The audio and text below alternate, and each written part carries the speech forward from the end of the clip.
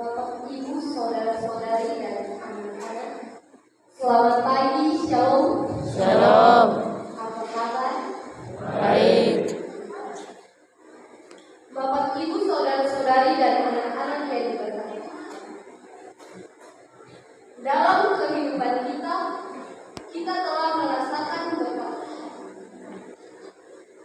Kita ada yang mendapatkan pekerjaan, ada yang semakin sukses dalam usaha, dan keberhasilan lainnya.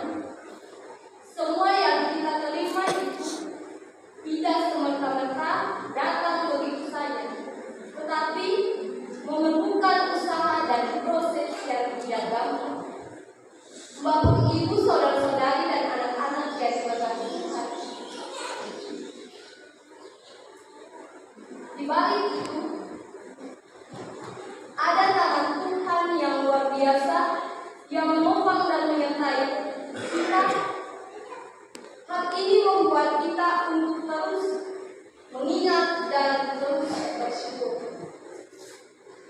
Hal yang sama juga dialami oleh bangsa Israel saat itu, di mana mereka diingatkan oleh Musa lewat pidatonya yang kedua.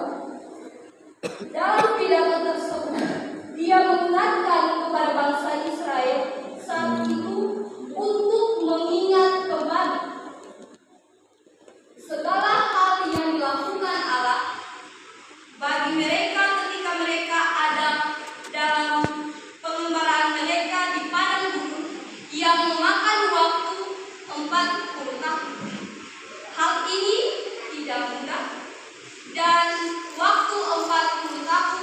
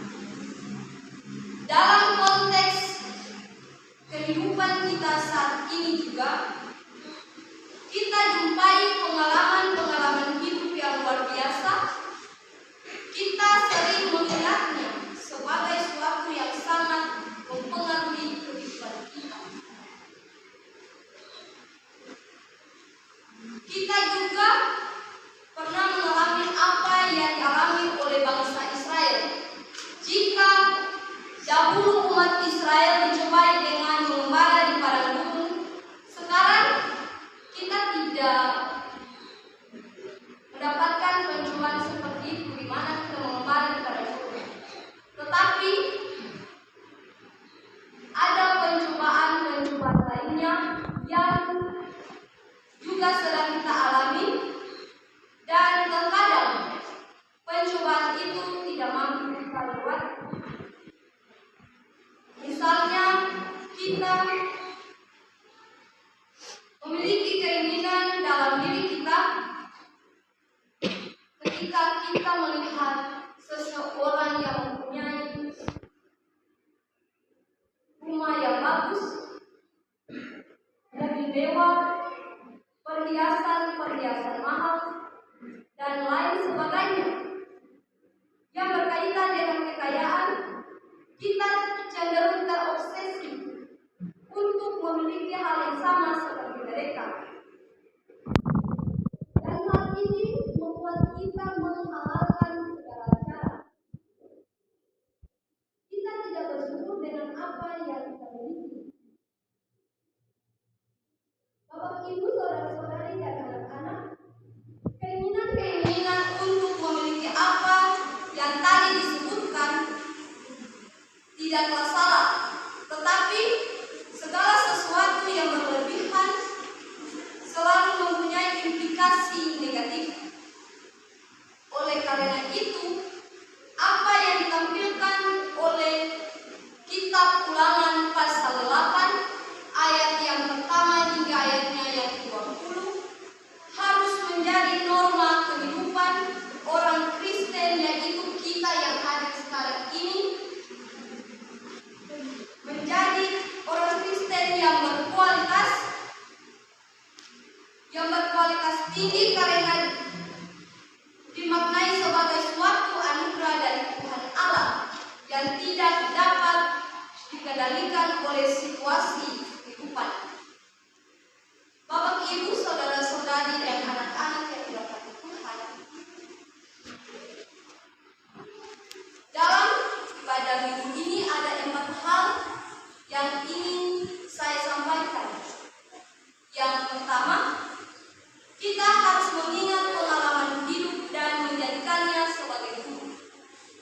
Yang kedua, jadikan pengalaman sebagai batu loncatan untuk menghadirkan suatu transformasi yang berdampak positif bagi diri sendiri dan orang lain.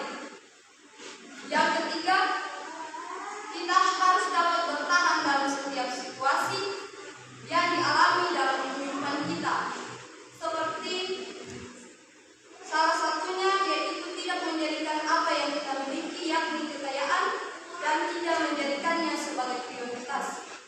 Dan yang keempat, kita harus biarkan kuasa Tuhan yang bekerja dalam kehidupan kita. Ayo. Kita ada dalam bersatu.